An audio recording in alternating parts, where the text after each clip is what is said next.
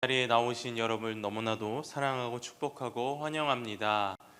날씨가 많이 추워졌는데 꼭 따뜻하게 다니시면서 또 코로나도 조심하시고 감기도 조심하시고 또 오늘 이 말씀을 통하여서 또 많은 은혜 받는 여러분 되시기를 간절히 소망하겠습니다. 오늘 말씀은 요한복음 6장 16절에서 21절 말씀인데요. 여러분들이 너무나도 잘 알고 있는 본문일 것입니다. 그런데 오늘 우리가 본문을 보기 이전에 이 본문은 앞뒤의 맥락을 우리가 잘 살펴봐야 할 이유가 있습니다. 오늘 제자들이 바다를 건너가게 되는 상황을 설명하는데 이 앞전 사건은 우리가 너무나도 잘 알고 있는 오병이어 사건을 이야기하고 있습니다. 우리 15절을 보시면 제가 읽어드릴게요. 그러므로 예수께서 그들이 와서 자기를 억지로 붙들어 임금으로 삼으려는 줄 아시고 다시 혼자 산으로 떠나 가시니라. 이 15절에서 이야기하고 있는 내용은요, 예수님께서 그들의 배고픔을 채우시고 너무나도 잘 알고 있죠. 보리떡 5개와 물고기 2마리로 그들을 먹이시고 예수님께서 더 이상 다른 일을 하지 않으시고 곧장 그들을 떠나십니다. 그 자리를 피하셨다고 나오고요, 혼자 산으로 가셨다고 나옵니다. 그들에게 어떠한 하나님 나라에 대한 교훈도 없으시고 어느 것도 하나 가르치지 않으시고 예수님은 그 자리를 떠나신 것이죠. 예수님의 목적이 무엇이었을까요? 그 오병이어의 목적이 아마 그곳에 모여있던 사람들의 밥을 먹이려는 목적은 아니었을 겁니다. 아마 밥 한 끼 먹이려고 그들을 그렇게 자리에 앉히지는 않으셨을 것 같습니다. 예수님이 이 땅에 오신 이유는 단순히 사람들의 배고픔을 해결해 주시기 위해 오신 분이 아니라는 사실을 우리는 잘 알고 있습니다. 앞선 5장에서 예수님이 유대인들에게 예수님이 어떠한 분이시고 또 하나님과 어떤 관계이시고 예수님이 이 땅에 오신 그 목적과 이유에 대해서 아주 자세하고 분명하게 말씀하고 계시지만 오늘 이 5천 명을 먹이신 오병이어 사건을 통해서는요, 어떠한 가르침도 하고 계시지 않기 때문입니다. 우리에게 생명을 주시기 위해서 오신 분이 밥만 먹이시고 그 자리를 떠나셨다? 우리는 여기에 분명히 예수님의 뜻이 있다는 사실을 발견해야 합니다. 아마 하나님의 나라를 전하고 싶었지만 목적을 이루지 않고 가셨습니다. 그래야만 했던 이유가 무엇일까요? 우리가 한번 생각해 봤으면 좋겠는데요. 우리가 사실 그 오병이어 그 기적을 일으키신 그 사건의 현장, 사건이라고 하긴 그렇지만 그 기적의 현장에서는요, 아마 예수님께서 예수님의 원하신 그 하나님의 뜻을 전파하기 위해는 가장 좋은 장소가 아니었을까 저는 생각해 봅니다. 왜요? 이제 그들의 배고픔을 해결해 주셨습니다. 그들에게 원했던 맛있는 음식을 대접한 먹이신 후였기 때문입니다. 그 다음에 하나님의 나라를 전파했으면 왠지 제 생각에는 더 많은 사람들이 하나님의 나라를 알게 되지 않았을까? 또 더 조금은 쉽게 그들이 편하게 하나님의 나라를 받아들이지 않을까라는 생각을 할 법도 한데 예수님은 이상하게도 바로 그 자리를 떠나셨다는 겁니다. 이에 대해 15절은 뭐라고 설명하냐면요, 그들이 예수님을 억지로 붙들어 임금으로 세우려고 했다라고 나오고 있습니다. 여기서 우리는 그 당시에 그 많은 사람들, 그 오병이어의 기적을 경험했던 많은 사람들의 마음을 우리가 알 수 있는데요. 어떤 거죠? 그 예수님을 임금으로 세우고 싶었다는 겁니다. 누구는요? 바로 그 사람들은 말이죠. 그런데 예수님은 조금 다르셨습니다. 아니, 많이 다르셨습니다. 예수님께서는 그 많은 사람들의 임금이 되기 위해서, 왕이 되기 위해서 오신 것이 아니기 때문입니다. 그런데 그들이 이제는 먹고 배부르게 된 상황에서 예수님을 향한 그들의 반응이 완전히 뜨거웠습니다. 도저히 설명할 수 없는 방법으로 이러한 놀라운 정말 기적을 경험했던 현장이 있었기에 많은 사람들이 흥분을 했습니다. 그래서 예수님을 뭘로 모시자고요? 임금으로 왕으로 모시자고 많은 사람들이 외쳤다는 것입니다. 그런데 그런 사람들에게 예수님께서는 무슨 얘기를 해도 안 들릴 것이라는 것을 알고 계셨는지도 모릅니다. 그래서 그 자리를 떠나셨는지도 모릅니다. 그들이 보이는 건 단지 무엇이었을까요? 내 배를 부르게 해준 사람이 누구요? 바로 예수 그리스도라는 사실입니다. 그래서 아무리 그 자리에서 예수님께서 하나님 나라의 뜻을 전파해도 그들 사람에는 어떠한 생각이 있었다는 거예요? 그래도 예수님이 임금이 돼야 돼. 그렇기 때문에 우리의 왕이 돼야 돼. 왜요? 그래야만 우리의 문제와 우리의 배고픔을 해결해 줄 수 있을 거야. 아마 이러한 생각들이 많지 않았을까 저는 조심스럽게 예상해 보게 됩니다. 어떠한 이야기를 들어도 자신들의 입장과는 자신들의 바램 속에서 이해하고 그렇게 해석하려고 했다면 정말 예수님의 어떠한 말씀도 하지 않으셨다는 사실이 아마 그 상황에서의 최선이었을지도 모른다는 것입니다. 우리도 이런 적이 참 많을 것 같습니다. 실제로 우리도 신앙생활을 하다 보면요, 내가 가지고 있는 관점으로 내가 가지고 있는 이해를 가지고 말씀을 읽을 때가 참 많다는 것입니다. 저만 그런가요? 어떠한 상황에서 제가 어떠한 말씀을 저도 그랬던 것 같아요. 참 많이 그랬던 것 같은데 제 설교 말고 다른 좋은 목사님의 설교를 듣곤 하면 막 이렇게 해석할 때가 있습니다. 와, 정말 내가 이 상황에서 내가 어떻게 하나님께서는 이 내 상황을 아시고 이런 말씀을 주셨지? 와, 너무 내 상황이랑 딱 맞는다. 이런 생각을 아마 한 번쯤은 여러분들 아마 많이 경험해 보셨을 것입니다. 그런데 더 중요한 것은요, 우리가 이런 내 행동과 내 생각과 내 관점과 내가 처한 어떠한 상황이 하나님의 뜻을 이해하는 데 있어서 영향을 미치면 안 된다는 사실입니다. 물론 그 말씀이 내게 주는 위로가 있을 것입니다. 그 말씀이 내게 주는 평안이나 내게 정말 좋은 이야기를 하는 것처럼 들릴 수 있을 것입니다. 그러나 더 중요한 것은 물론 그 말씀을 통해서 내게 위로를 주시고 내게 평안을 주시고 내게 해결점을 주시는 것도 분명히 있겠지만 그것보다 더 우리가 우선시 생각해야 될 것은 그 말씀에 있는 하나님의 뜻인 줄로 믿습니다. 내 판단으로, 내 근거로, 내 상황으로 말씀을 해석하는 것이 아니라, 이해하는 것이 아니라 이 말씀을 보여주시는 하나님의 뜻을 발견하라는 하나님의 의도와 또 오늘 이 예수님께서 오병이어의 기적을 행하시고도 그 자리에서 아무 말도 하지 않으시고 떠나신 이유가 아마 그것에 있을 수도 있다는 생각을 저는 해보게 됩니다. 오늘 그 오병이어의 경험을 했던 사람들에게는 이러한 분이 왕이 되어야 한다는 한 가지 생각으로 지금 보여주신 그 오병이어의 기적을 오해하는 일이 일어납니다. 우리가 어떠한 결론을 내리고 하나님의 뜻을 구하기 시작했다면 하나님이 침묵하신 것 또한 우리들을 위한 최선일 수가 있다는 사실을 오늘 이 시간 기억하시기 바랍니다. 이 말은 결론은 하나님께 있다는 사실입니다. 그러니 우리는 이루어 가실 하나님을 바라보아야 합니다.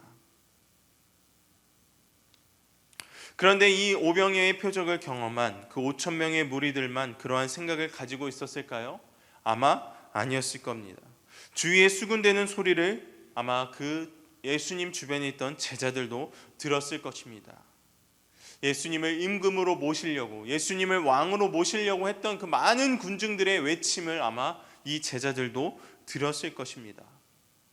그 말을 들었던 여러분들 제자들의 마음은 어땠을까요? 생각은 어땠을까요?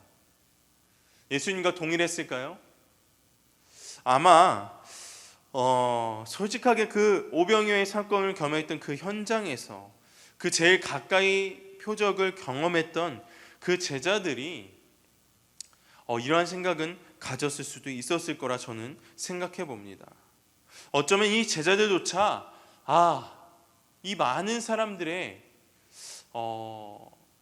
왕이 되신다면, 이 많은 군중들, 많은 백성들의 왕이나 임금이 된다면 얼마나 좋을까. 아마 제자들도 이러한 생각을 하지 않았을까. 만약 제가 제자라면 어땠을까 저는 생각해 봤는데, 그냥 그 외침을 그냥 무시하지만은 저는 못했을 것 같아요. 왜요? 예수님이 왕이 된다면 그 가장 가까이 있던 제자들은 어떻게 될까요? 이런 생각도 했어요. 나는 중직이겠지. 만약 예수님이 우리들의 왕이 된다면, 우리들의 임금이 된다면 그 밑에 있는 제자들은 중직이 되지 않을까? 저는 이러한 생각을 제가 조금 좀 세상적인 생각을 해서 그런지 모르겠지만 아마 이러한 생각을 하지 않았을까? 저는 조심스럽게 한번 생각해 봅니다. 왜 제가 아직 우리 본문도 들어가지도 않고 지금 그 이전의 상황, 그 오병이어의 상황을 이야기하고 있냐면, 이렇게 성경에도 기록되지 않는 제자들의 모습을 제가 왜 이야기를 하고 있냐면, 제자들의 모습이, 혹은 제가 생각하는 그러한 제자들의 모습들이 오늘을 살아가는 우리의 인간의 모습을 보여주는 자화상일 수도 있다는 생각을 해보게 되었습니다. 그래서 예수님께서 그 오병이어의 기적을 행하신 후에 아무런 가르침도 하지 않으시고 산으로 가시고, 그리고 그 제자들을 그냥 바로 그 바다의 현장으로 보내신 이유가 있다고 저는 생각하기 때문입니다. 예수님께서 그 당시 상황에서 침묵하신 이유, 그 상황에서 그 많은 사람들에게 말해주고 싶었던, 그리고 그 제자들에게 말해주고 싶었던 것이 있었지만 거기서 침묵을 한 뒤에 산으로 가시고 그 제자들을 서둘러 바다로 보내신 이유가 있다고 생각하기 때문입니다. 단순히 오늘 본문 우리가 너무나도 잘 알고 있는 이 내용이 그냥 오병이어의 그 표적의 사건의 장소에서 그냥 단순히 바다로 이동되는 그것이 목적이었다면 아마 예수님은 그 배에 함께 오르셨을 것입니다.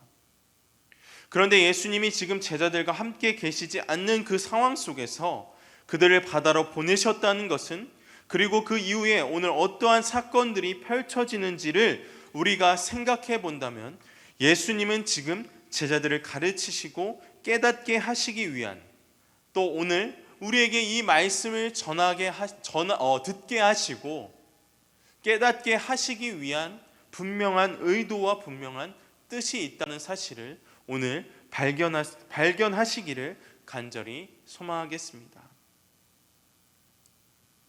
그러니까 우리는 제자들 안에서 일어나는 생각과 그 제자들의 모습에 주목을 해야 한다는 겁니다. 왜요? 그 전과 이유가 어떻게 달라졌는가를 우리가 발견해야 되기 때문입니다. 단순히 예수님께서 오늘 우리가 알듯이 이 본문을 안 읽어도 우리는 압니다. 어떤 내용이죠? 단순히 풍랑을 잠잠하게 하신 것에서 끝나는 것이 아니라는 것입니다. 사실 오병이어에서의 표적을 보여준 것만으로도 그 당시에는 충분했습니다. 왜요? 너무나도 가까이서 제자들이 보았고 많은 사람들이 봤기 때문입니다. 굳이 여기서 다시 한번 표적을 한 번 더 보여주신 이유가 있을까요? 바다를 잠잠케 해주시고 그냥 그 문제를 해결해 주시는 예수님, 여기에서 끝난다면 인간의 머리로는 또 이렇게 생각할 거예요. 그래서 아까 오병이어의 기적에서 많은 백성들이, 많은 사람들이 생각했던 것처럼 단순히 그래서 우리의 하나님, 우리의 예수 그리스도가 우리의 왕이 되어야 돼. 왜요? 우리의 문제를 해결해 주셔야 되니까. 단지 거기서 끝난다는 것입니다. 그런데 중요한 것은 예수님은 그 자리에 함께 계시지 않았다는 것입니다. 오늘 제자들에게는 이제부터 만나는 사건을 통해서 몇 가지 반응이 일어납니다. 그들이 그러한 수많은 생각을 가지고 한 배에 몸을 싣고 나서 바다를 건너게 됩니다. 그런데 문제가 일어납니다. 거친 파도를 만나게 됩니다. 우리 18절 보면 큰 바람이 불어 파도가 일어나더라. 요한복음에선 이렇게 이 사건을 좀 간단하게 표현하고 있지만 마태복음에 보면 이 상황을 가르쳐 바람이 거스름으로 물결로 말미암아 고난을 당하더라 라고 당시 상황을 기록하고 있습니다. 바다에서 이러한 파도를 만나게 된다는 것은 굉장히 위험한 일입니다. 목숨도 위험할 것입니다. 정신없이 휘몰아치는 파도를 만났을 때 배 안에 있는 사람들은 어떨까요? 자연스럽게 긴장할 수밖에 없습니다. 그런데 지금 이 파도를 만난 순간에 제자들의 안에 어떠한 변화가 이제부터 일어나기 시작합니다. 무엇이었을까요? 그것은 그들이 이제 그들의 마음속에 한 가지 생각 말고는 모두 다 잊게 됩니다. 어떠한 생각일까요, 여러분들? 여러분들이 제자라면, 폭풍우를 만난 바다 가운데 있는 제자들이라면 여러분들 한 가지 생각밖에 안 들 거예요. 어떠한 생각이죠? 네, 맞습니다. 내가 죽느냐 사느냐. 아마 그 한 가지밖에 그들의 마음속에 없었을 것입니다. 이전에 있었던 많은 생각을 제쳐두고 그들에게 중요한 것들이 다 제쳐두고 뭐 예수님이 임금이 되느냐, 내가 중직에 서느냐 아느냐, 내 문제가 해결 되느냐 안 되느냐, 죄송합니다. 해결되느냐 안 되느냐가 아니라 그들의 마음속엔 단 한 가지였을 거예요. 뭐예요? 그들이 사느냐 죽느냐.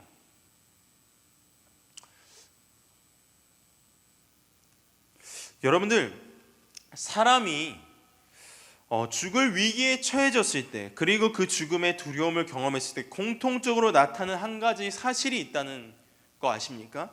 바로 그것은 삶의 중요한 것이 무엇인지 깨닫게 된대요. 많은 사람들이 죽음 이전에 경험하고 또 죽을 위기에 처해든, 저도 그랬던 것 같아요. 되게 큰 위기. 제가 한번 수영장의 깊은 곳에 어렸을 때 빠졌을 때가 있었는데, 그 당시에 내가 이 수칙을 잘 지켜야 되겠구나, 그런 것들을 생각하는 것처럼 내 삶에 무엇이 중요한지를 정확하게 깨닫게 된다는 것입니다. 이 제자들에게는 어떠한 생각이 들었을까요? 아마 이런 생각이 들지 않았을까요? 내가 방금까지 괜한 것에 목숨을 걸었구나. 내가 헛된 것에 목적을 두고 살았구나. 내가 죽음 앞에 놓여 보니까 예수님이 왕이 되면 중직에 내가 서고 그런 것이 다 소용없는 거구나. 배 위의 제자들은 아마 한마음 한뜻으로 아마 이 생각을 했을 것입니다. 살았으면 좋겠다. 지금 배에 오를 때는 아마 서로 다른 생각을 가지고 배에 탔을지도 모릅니다. 그런데 금방이라도 배가 뒤집힐 것 같은 파도를 만나게 되니까 죽느냐 사느냐, 그거 말고는 아무것도 중요하지 않는 모두가 같은 마음을 품게 될 수밖에 없었다는 것입니다. 한순간에 제자들이 한마음 한뜻이 되었습니다. 바로 저는 이것이 예수님의 방법이셨을 것 같습니다. 예수님의 방법이었습니다. 한번 그들을 휘저었습니다. 표적 때문에, 또 많은 사람들의 그런 외침 때문에 정신 차리지 못하고 있는 그 제자들을 깨우신 것입니다. 표적이라고 하는 이 세상 속의 일들에 갇혀 사는 그 제자들에게 말하고 계신 것입니다. 그 상황을 통해서 정신 차려라. 지금 그게 너희에게 중요한 것이 아니라 너희는 지금 죽고 사는 문제를 가지고 나랑 달려가고 있다라는 것이죠. 무엇이 중요한지를 깨닫게 하기 위해 그들 앞에 문제되는 상황을 던져주고 계셨던 것이 아니었을까요? 죽음 앞에서 공포에 질릴 수밖에 없던 인생들을 생명으로 인도하시는 것이 바로 예수님의 목적이었기 때문입니다. 그것이 제자들에게 알려주시기 위한 예수님의 마음으로 저는 오늘 이 말씀이 묵상되었습니다. 큰 파도를 만나 한마음 한뜻으로 그 노를 저어 힘을 합치고 있는 제자들의 모습을 보면서 어쩌면 우리들이 살아가면서 삶에 문제가 있다고 하는 것이 누군가와 내가 하나가 될 수 있는 중요한 인생의 경험일 수 있겠다라는 생각을 하게 되었습니다. 문제를 경험한 사람은요, 내가 그 문제를 통해서 누군가를 이해할 수 있는 같은 마음이 생깁니다. 우리가 삶의 문제를 반갑게 여기지는 않지만 분명히 문제없는 인생은 없습니다. 나에게 문제를 주신 이유가 오늘 이 본문에 나오는 그 제자들이 맞이한 너무나도 큰 문제, 그 파도와 같은 문제를 우리에게, 우리의 삶 가운데 내 삶에 주신 이유는, 그 목적은 바로 하나입니다.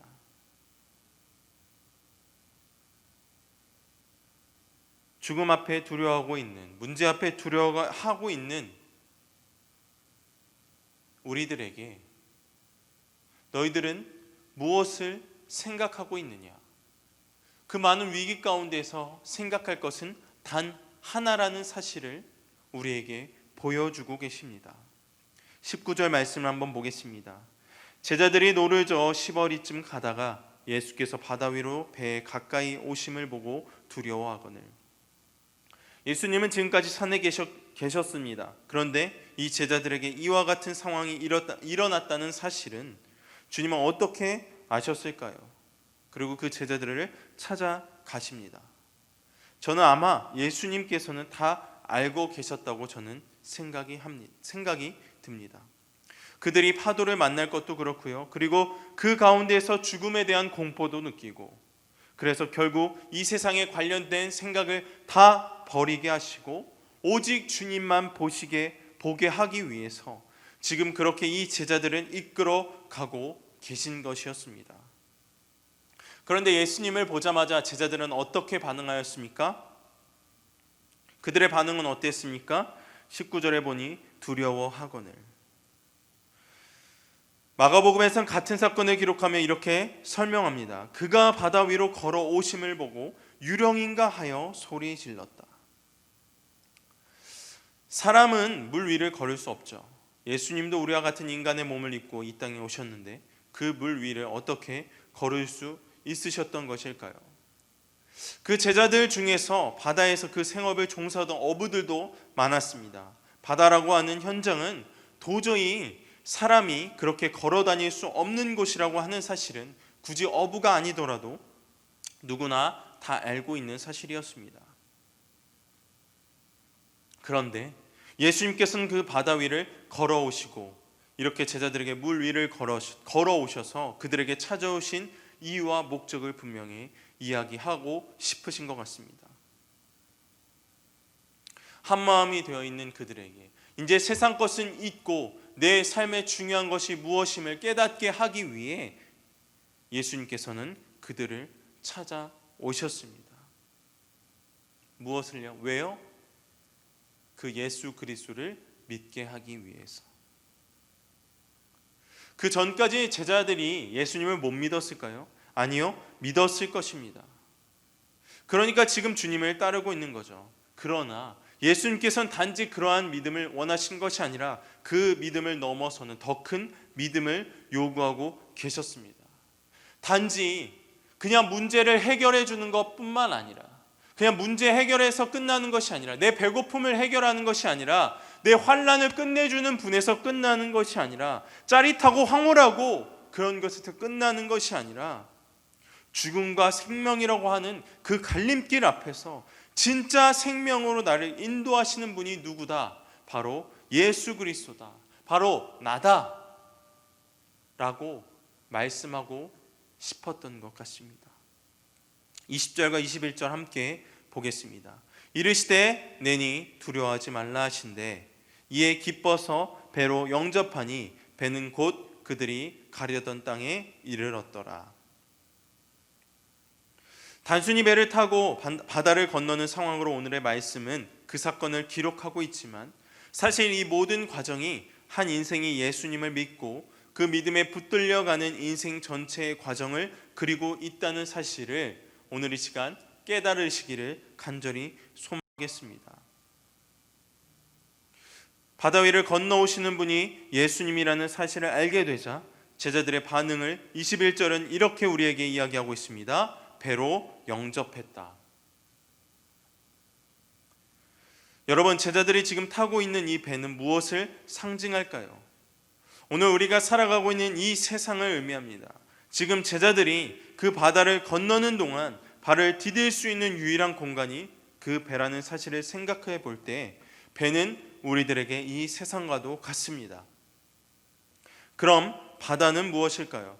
바다는 제자들에게 죽음이라고 하는 개념입니다. 바다에 빠지면 살 수 있는 사람이 없습니다. 다 죽습니다. 죽음을 지나 목적지까지 가야 하는 그 세상의 삶을 이 제자들이 힘차게 노저 지나가고 있는데 그 죽음의 공격이 세차게 우리에게 일어날 때가 있다는 것입니다.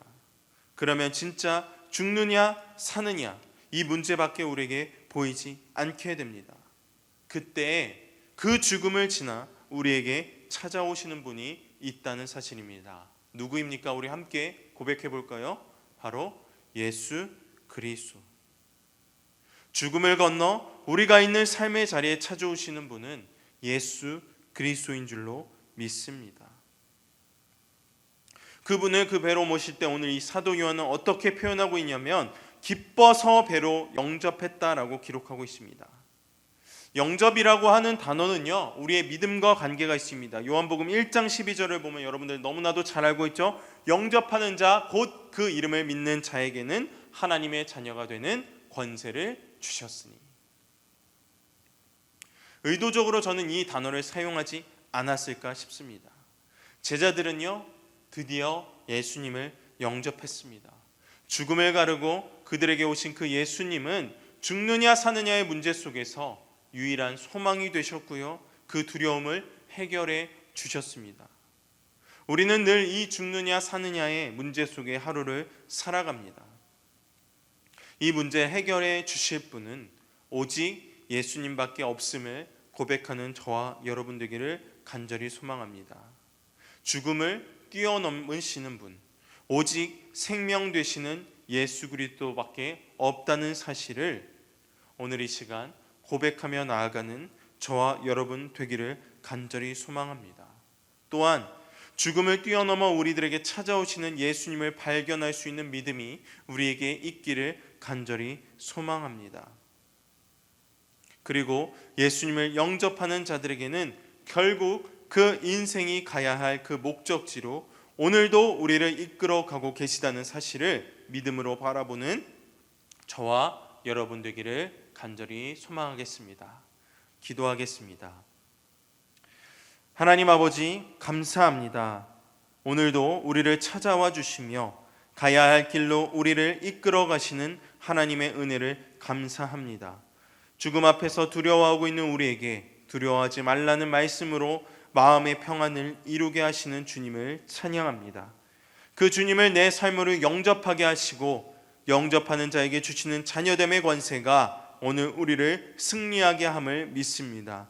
주님과 함께 힘차게 노저 항해하는 믿음의 인생들 이루어 가게 하여 주시옵소서. 감사드리며 우리 주님 예수 그리스도의 이름으로 기도드립니다. 아멘.